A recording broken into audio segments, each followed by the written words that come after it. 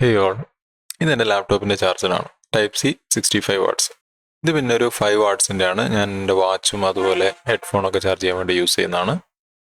ഇത് പിന്നെ എൻ്റെ മൊബൈൽ ഫോണും ടാബ്ലറ്റും ചാർജ് ചെയ്യാൻ വേണ്ടി യൂസ് ചെയ്യുന്ന ആപ്പിളിൻ്റെ ഒരു ചാർജറാണ്. പിന്നെ ഈ അടുത്ത് ഞാനൊരു ക്യാമറ വാങ്ങിക്കേണ്ടായി, അതിൻ്റെ ചാർജറാണിത്. ടൈപ്പ് സി ആണ്, കുറച്ചും കൂടെ പവർ കൂടിയതാണ്. ഇതെൻ്റെ ചാർജറല്ല, വീട്ടിലുള്ള വേറൊരു ചാർജറാണ്. അപ്പോൾ ഇനി എനിക്ക് ഇവരാരും വേണ്ട, ഈ ഒരൊറ്റ ഒരാൾ മതി.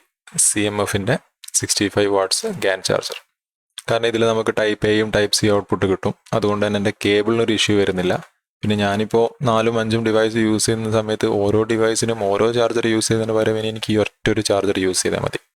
ഇത് പിന്നെ ഒരു GAN ചാർജറാണ്. അതായത് ഇതിൽ യൂസ് ചെയ്യുന്ന കോമ്പണൻസ് ഗാലിയം നൈട്രേറ്റ് കൊണ്ട് മേക്ക് ചെയ്തിട്ടുള്ളതാണ്. അതുകൊണ്ട് തന്നെ സൈസ് സ്മോളർ ആയിരിക്കും, കുറച്ചുകൂടെ പവർ എഫിഷ്യൻ്റ് ആയിരിക്കും.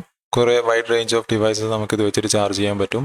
പവർ കൺസംഷനൊക്കെ കുറവായതുകൊണ്ട് തന്നെ ഹീറ്റിങ്ങും മറ്റ് ചാർജറിനെ അപേക്ഷിച്ചിട്ട് കുറവായിരിക്കും. ഇതിൽ ടൈപ്പ് എ ഔട്ട്പുട്ട് വന്നിട്ടുണ്ട്, ടൈപ്പ് സി ഔട്ട്പുട്ട് വന്നിട്ടുണ്ട്. ഞാൻ നേരത്തെ പറഞ്ഞ പോലെ തന്നെ എനിക്ക് ഏത് കേബിൾ വേണമെങ്കിലും വെച്ചിട്ട് ചാർജ് ചെയ്യാൻ പറ്റുന്നതാണ്.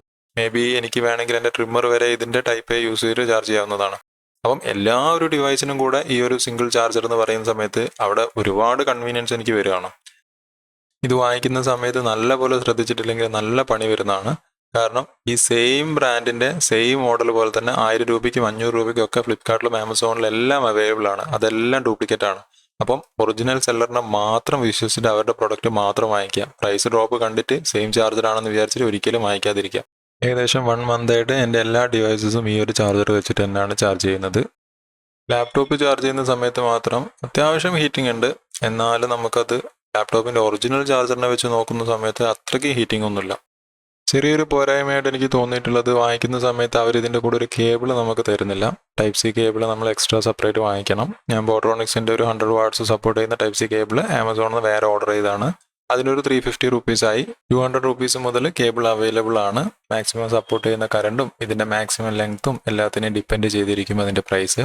നിങ്ങളും എന്നെ പോലെ 2ൽ കൂടുതൽ ചാർജേഴ്സ് യൂസ് ചെയ്യുന്ന ആളാണെങ്കിൽ അതിലിപ്പോൾ ഒരു 5 വാട്ട്സിൻ്റെ ചാർജർ മുതൽ 65 വാട്ട്സിൻ്റെ ലാപ്ടോപ്പ് ചാർജർ വരെ ഇൻക്ലൂഡിങ് ആണെങ്കിൽ, ഇനി അത് മാത്രമല്ല നിങ്ങളുടെ ഫ്യൂച്ചറിലേക്ക് വേണ്ടി കൂടെ ഒരു ചാർജർ നോക്കുന്ന ആളാണെങ്കിൽ നിങ്ങൾക്ക് എല്ലാവർക്കും ചൂസ് ചെയ്യാൻ പറ്റുന്ന ബെസ്റ്റ് മോഡൽ ചാർജറാണിത്.